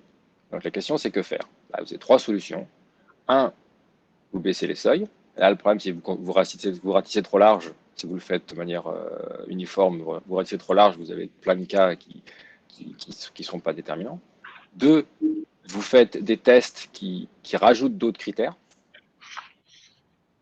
Donc, vous modifiez le seuil de certaine manière, mais en utilisant d'autres critères. Trois, vous permettez d'intervenir plus ex post, en disant il y a des fois on ne sait pas ce qui se passe. Donc à la date T, au moment où vous faites la transaction, je ne suis pas foutu de vous dire si c'est un problème ou pas. Je pense qu'il y a un point de vigilance, mais j'en sais rien. Qu'est-ce que je fais? Je suis et je regarde si 5 ans après ou dans les années qui suivent, il se passe quelque chose. Je contrôle ex post parce que l'information était trop mauvaise ex ante. C'est un peu la logique, quoi. Donc là, on se retrouve un peu dans le même monde. La question, c'est comment. Et dans les deux cas, c'est très inconfortable. Hein. C'est-à-dire, personne n'aime les régulateurs, personne n'aime ça. Parce que c'est pas le monde qu'on aime. C'est pas le monde où on peut dire la date T, l'information, je regarde tout, je prends une décision, hop, et après c'est fini. Ça, c'est un monde qui marche bien si on arrive à circonscrire l'incertitude de manière raisonnable à l'instant T. Dans un monde où ça bouge trop vite, où on a trop d'incertitudes, on ne peut pas vraiment faire ça, malheureusement. Et donc, ça suppose d'adapter les instruments. Et ce qui est absolument certain, c'est que ça ne sera pas très confortable.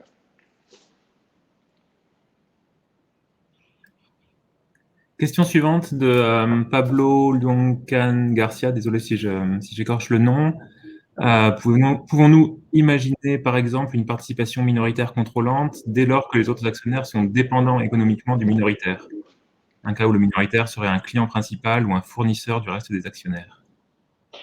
Bon, je peux peut-être répondre en premier lieu, parce que c'est peut-être une question un peu plus juridique. D'ailleurs, je salue Pablo, que j'ai eu en séminaire de master il y a quelque temps. Oui, la réponse est oui. Là, mais là, pour moi, on est dans une situation, c'est la situation du contrôle conjoint de fait, c'est-à-dire, encore une fois, standard de preuve très élevé. Et d'ailleurs, ça ne doit pas nous étonner suite aux discussions qu'on a, parce que ce contrôle conjoint de fait qui consiste à dire que des minoritaires, même un minoritaire aurait le pouvoir et la capacité d'exercer une influence sur la politique commerciale de l'entreprise. On est sur ces situations où l'analyse de la commission se fait in concreto, avec une exigence assez importante pour déterminer dans quelle mesure cet actionnaire minoritaire aura, sans avoir les droits juridiques, aura de facto le pouvoir, parce que en tant que client, en tant que, comme il disait Thomas aussi, en tant que débiteur, par exemple, il aura la capacité ou un pouvoir de menace, on va dire, tel que il exercera une influence déterminante. Mais là, on est peut-être un peu plus on est un peu en amont on est vraiment dans la notion de régime juridique et de la qualification du contrôle. C'est-à-dire que là, on n'est plus dans la participation minoritaire qui va poser problème, on a la participation minoritaire qui va être contrôlante, je pense. Et je pense que la question de Pablo, elle est aussi, par exemple, elle serait pertinente si on faisait une analyse économique du seuil approprié sur le nombre d'institutionnels. Ce qu'elle montrait tout à l'heure. Est-ce que 17, ça a un sens? Que 39, ça a du sens? 39 indépendants, probablement la réponse est non. Mais s'ils sont 20 et qu'ils ils ont énormément de transactions, ils dépendent beaucoup les uns des autres sur plein d'autres marchés, est-ce que ça change le problème? C'est peut-être. Dire BlackRock, par exemple, ils ont quand même ils gèrent énormément d'actifs, ils ont aussi beaucoup de services, et ils peuvent diriger beaucoup de flux vers d'autres investisseurs. Donc ils ont, c'est pas comme s'ils n'avaient pas de l'influence sur la communauté des investisseurs. Ça, c'est quand même, ça serait naïf de penser ça.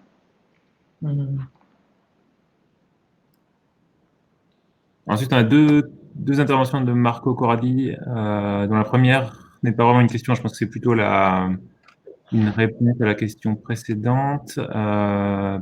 Peut-être passer à la deuxième. Ne trouvez-vous pas qu'il y a un problème potentiel dans l'utilisation de la BAT à Philip Morris? Est-ce qu'il ne s'applique plus Il ne s'applique plus. Bon. Ça reste des arrêts fondateurs, donc c'est des arrêts fondateurs, des décisions, enfin des affaires plutôt fondatrices. C'est vrai que le contexte a totalement changé, donc on peut se battre entre juristes pour dire, comme c'est avant le contrôle des concentrations et à un moment où on pouvait notifier l'article 101, mais je vois pas pourquoi les raisonnements qui sont tenus, qui me paraissent tout à fait pertinent, ne pourrait pas être. Alors, moi, ma réponse serait plutôt non, parce que c'est des affaires qui existent. Et de toute façon, on peut raisonner par parallélisme. Pour moi, c'est complètement transposable. Hein. Question de Blandine Ronce. Pensez-vous qu'une initiative européenne sera engagée sur ce sujet? Alors, vous avez un peu déjà abordé cette question pendant la présentation, mais peut-être y revenir un petit peu. Elle précise, on a vu récemment que les députés européens ont intégré cette thématique dans leur rapport sur la politique de concurrence, demandant davantage de contrôle du common ownership.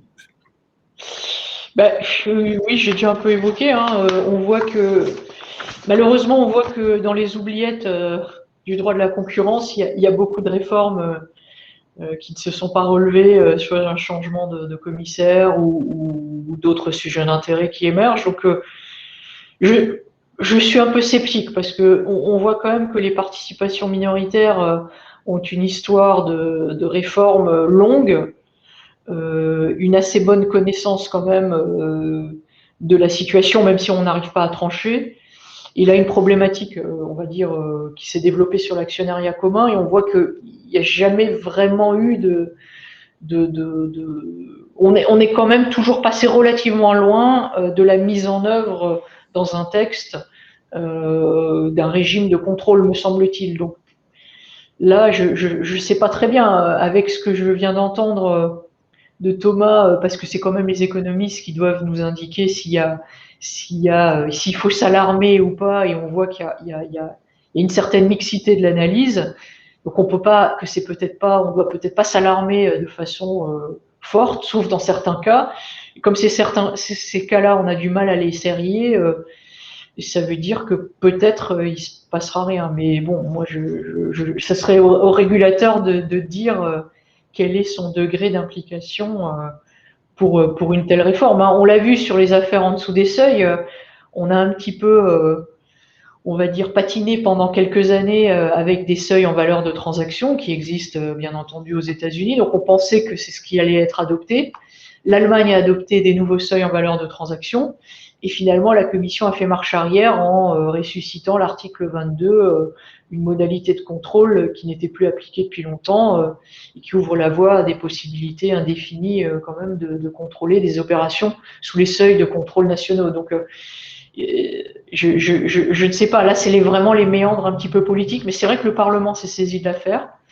La DG Comp a un rapport qu'elle a eu l'année dernière. Je ne sais pas, peut-être que Stéphane, vous avez des informations de votre côté aussi.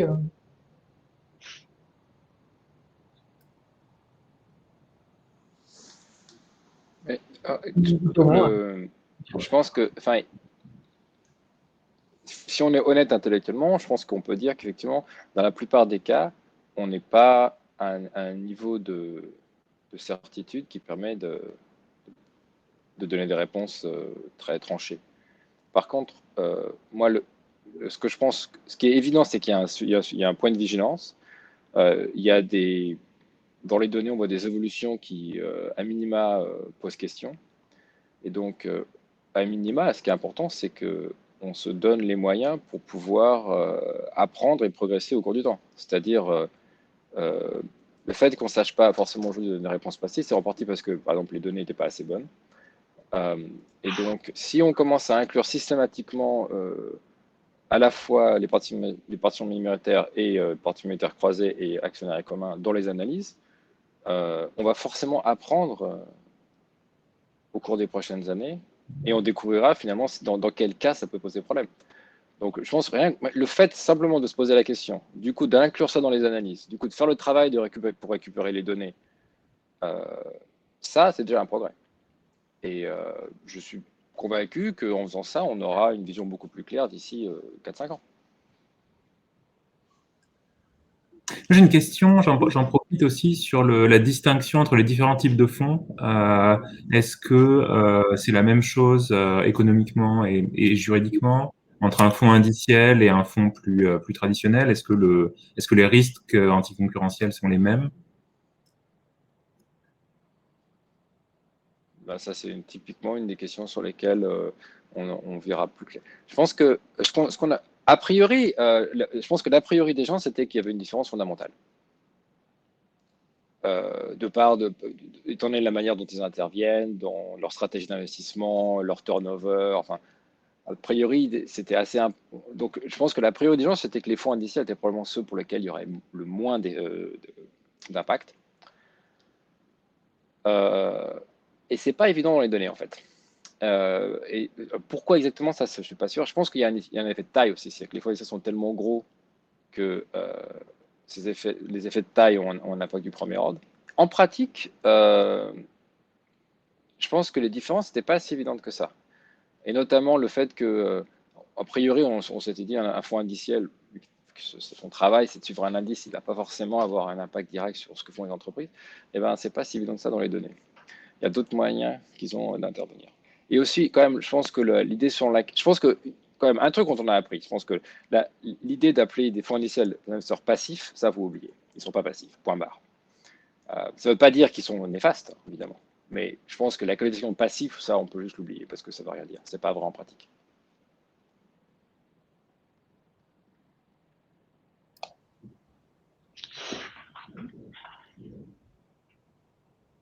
Après, peut-être sauf si Anne veut réagir sur ce point-là, peut-être pour continuer sur les perspectives, vous avez commencé à en parler un petit peu, mais à quoi est-ce qu'on peut s'attendre est-ce que cette progression de l'actionnariat commun qu'on a observé sur les 2 dernières décennies notamment, est-ce qu'elle est amenée à se continuer? Jusqu'où?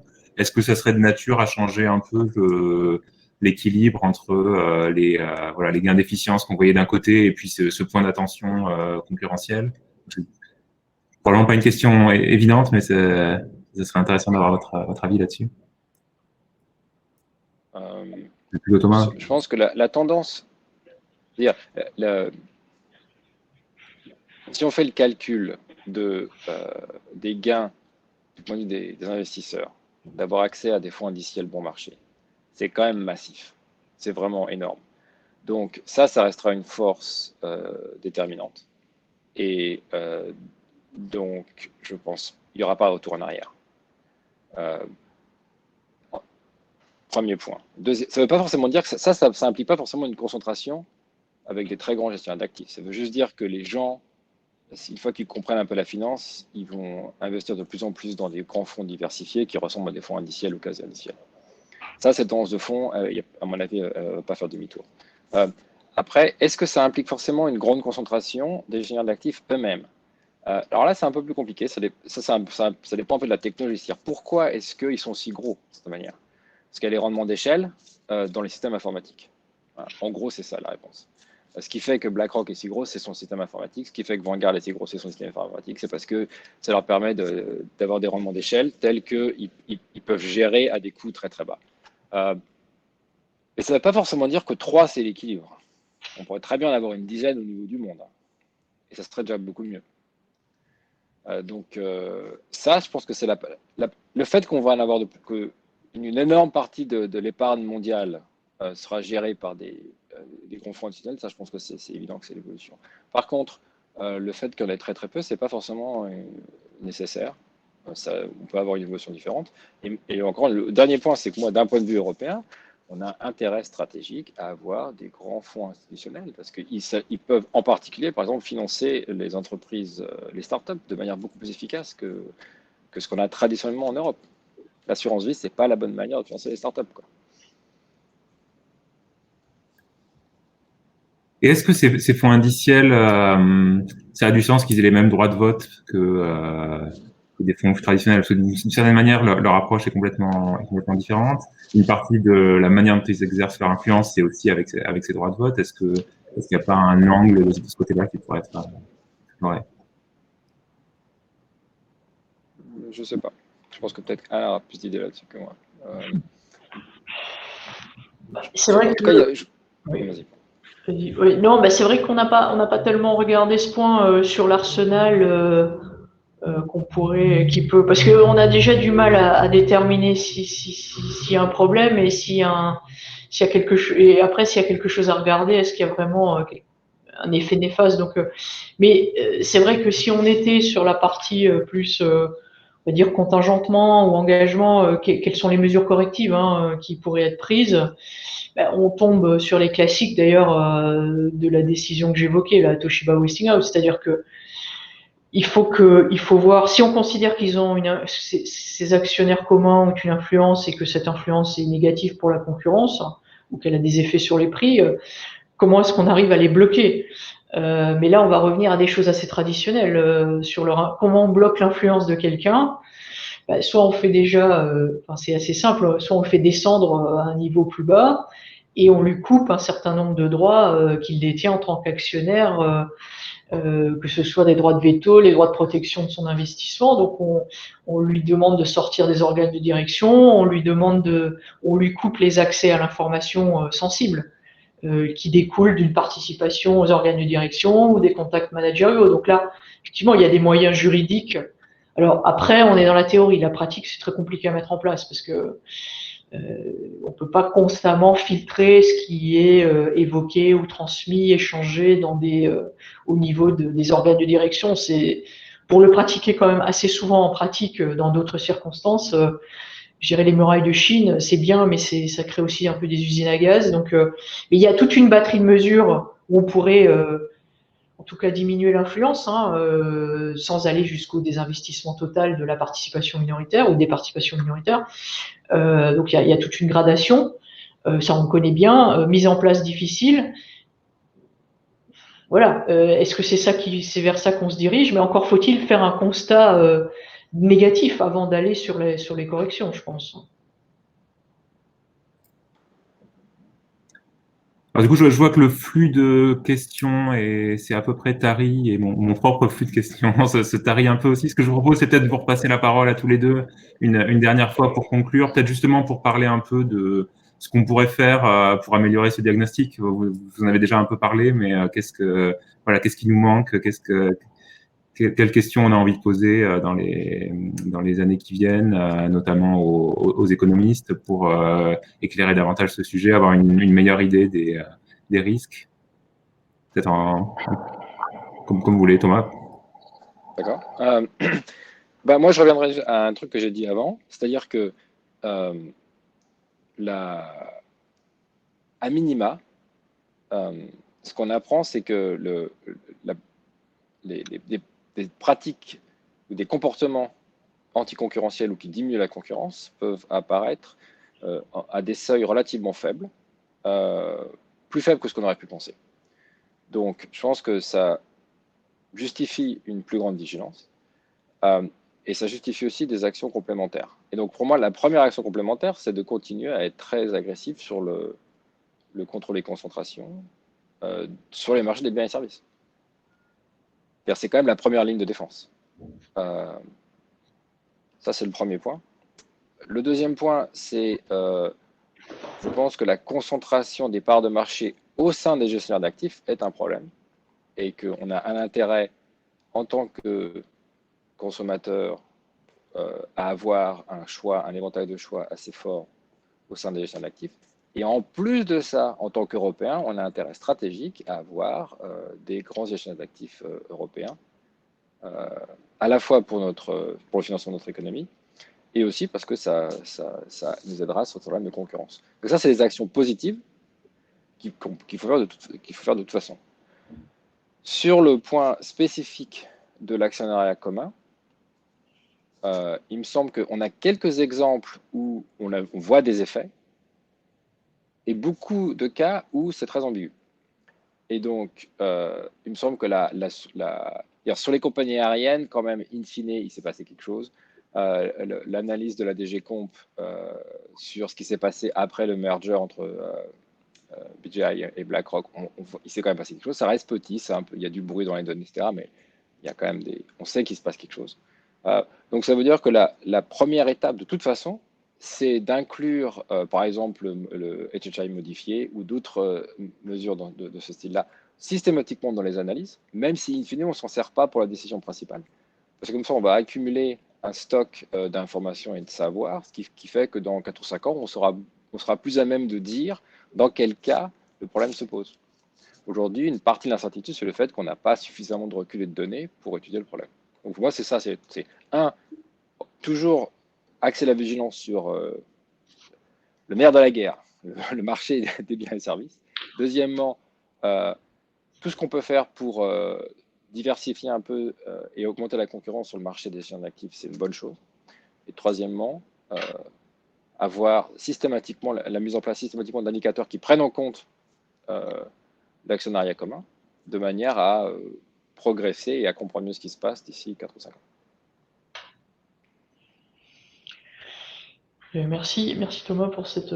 Alors ma conclusion, puisqu'on a couvert quand même beaucoup de choses, et je crois que je vous ai déjà dit un peu ce que je pensais sur des éventuelles réformes et la procédure, mais peut-être un point que j'avais pas eu le temps de mentionner, parce que j'ai dit tout à l'heure que par exemple en Allemagne il existe un contrôle des concentrations, donc on doit faire une notification au Bundeskartellamt lorsque, alors même que vous êtes il s'agit d'une prise de participation minoritaire, donc sans exercice d'une influence déterminante.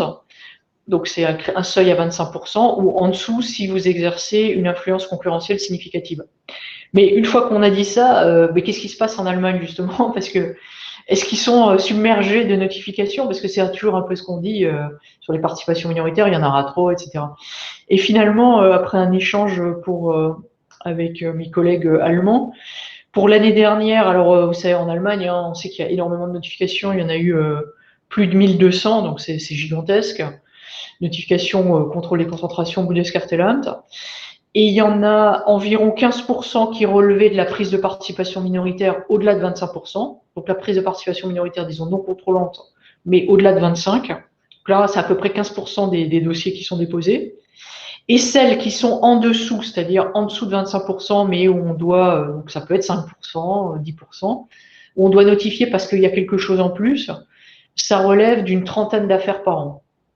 Donc en fait, parfois, je dirais, même le régulateur peut s'effrayer lui-même d'une future compétence, mais qui en pratique, lorsqu'elle est maniée avec un petit peu disons, de subtilité, sans que ça tombe dans quelque chose d'infaisable, hein, parce qu'en Allemagne, c'est quelque chose qui existe depuis longtemps, bah, finalement, on aboutit à un contrôle qui, je vous donne mon point de vue de praticien, un contrôle remis en perspective avec le contrôle global de l'Allemagne est quand même, je dirais, raisonnable du point de vue des entreprises et du côté de la pratique. Donc là aussi, il faut toujours être dans la nuance avant de condamner un régime ou de le porter au pinacle. Voilà. Merci beaucoup. Et voilà, il me reste juste à vous remercier, vraiment un grand merci à tous les deux. Ça a été très très riche, très très instructif. Voilà, ça nous a rappelé que le sujet était à la fois très intéressant, mais aussi compliqué. La bonne nouvelle, c'est qu'on l'a pas épuisé, qu'il reste beaucoup d'analyses à faire. Donc j'espère qu'on aura l'occasion d'en rediscuter d'ici quelques années, quand il y aura eu plus d'analyses et que la réflexion aura continué à évoluer. Voilà, merci aussi à tous les participants qui ont posé leurs questions via le chat. Et voilà, donc pour finir, le prochain séminaire NAS, alors la date n'a pas encore été fixée, mais ce sera probablement à l'automne. Voilà, vous pouvez voir les informations sur notre site, ou on renverra de toute façon des mails pour vous informer de la tenue du prochain séminaire. Voilà, encore une fois, un grand merci à tous les deux et bonne fin de journée à tous. Merci Thomas, ravi. Stéphane, merci et toute l'équipe. Au revoir.